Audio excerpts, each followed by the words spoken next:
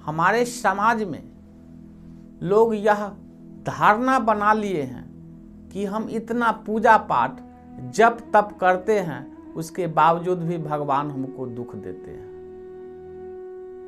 लेकिन समझना चाहिए कि सोना को जितना आग में तपाया जाता है तो उसका जो है सो चमक जो है बढ़ता है, और हीरा को जितना जो है रगड़ा जाता है उतना उसको चमक बढ़ता है।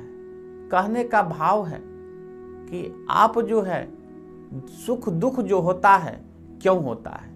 आप 84 लाख योनि पार करके आए हैं और 84 लाख योनि का लेखा जोखा भगवान के पास होता है, और उसके अनुसार आपको जीवन में सुख दुख होता है। आप पूजा भगवान का करते हैं शांति के लिए। रामकृष्ण परमहंस के बारे में आप सभी जानते हैं कि रामकृष्ण परमहंस जी भगवान काली के अनन्य भक्त थे, लेकिन उनको कैंसर हो गया और कैंसर के प्रभाव से वो हमेशा दुखी रहते थे, बड़ा ही कष्ट में रहते थे। यह बात स्वामी विवेकानंद जी को अच्छा नहीं लगा। विवेकानंद जी दक्षिणेश्वर काली के मंदिर में जाकर के उनके सामने जाकर के काफी रोते हैं। रोने के बाद उसी वक्त महाकाली जो है प्रकट हो जाती है और कहते हे पुत्र तुम क्यों रोते हो। तब इस पर स्वामी विवेकानंद जी कहते हैं कि हमारे गुरुदेव जो हैं काफी कष्ट में रहते हैं, जो कि आपका अनन्य भक्त है, रात दिन आपका पूजा करते रहते हैं, चिंतन करते रहते हैं, उसके बावजूद भी इनको बहुत ही कष्ट होता है।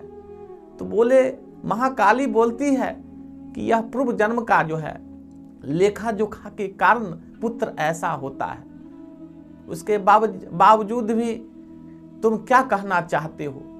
तब स्वामी विवेकानंद जी कहते हैं हे माता, हमारा जो गुरु कष्ट में है आप उनको ठीक कर दीजिए। यह बात कहने के बाद माता काली कहती है ठीक है, उनका जो यह बीमारी है वह कैंसर जो है वह ठीक हो जाएगा।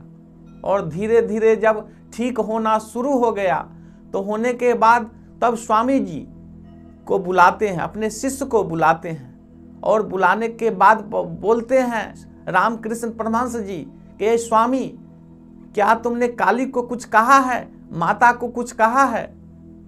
तब स्वामी विवेकानंद जी कहते हैं कि आपका दुख हमें देखा नहीं गया, जिसके कारण हम महाकाली को काली को कहे कि हे माता इनका कष्ट इनका बीमारी ठीक हो जाए।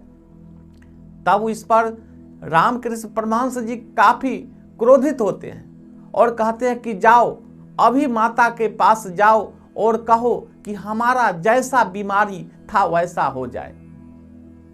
तब इस पर प्रश्न करते हैं कि हे गुरुदेव ऐसा आप क्यों बोल रहे हैं, इतना कष्ट में हैं, इतना तकलीफ में हैं, उसके बावजूद भी आप ऐसी बात क्यों बोल रहे हैं।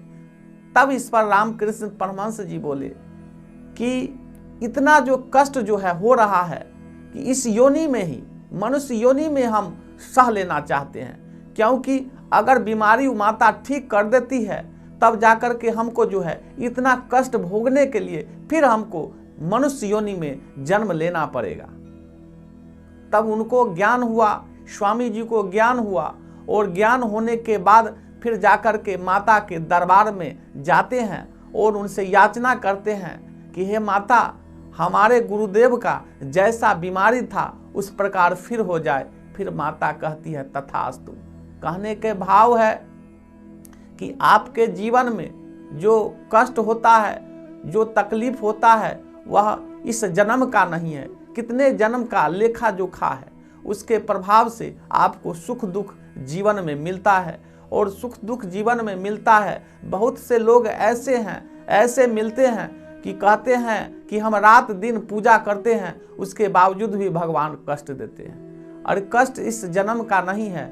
अगर कष्ट इतना भोगिएगा नहीं तो फिर आपको मनुष्य योनि में आना पड़ेगा और इतना कष्ट भोगना पड़ेगा। नहीं है। जय श्री राम, हर हर महादेव।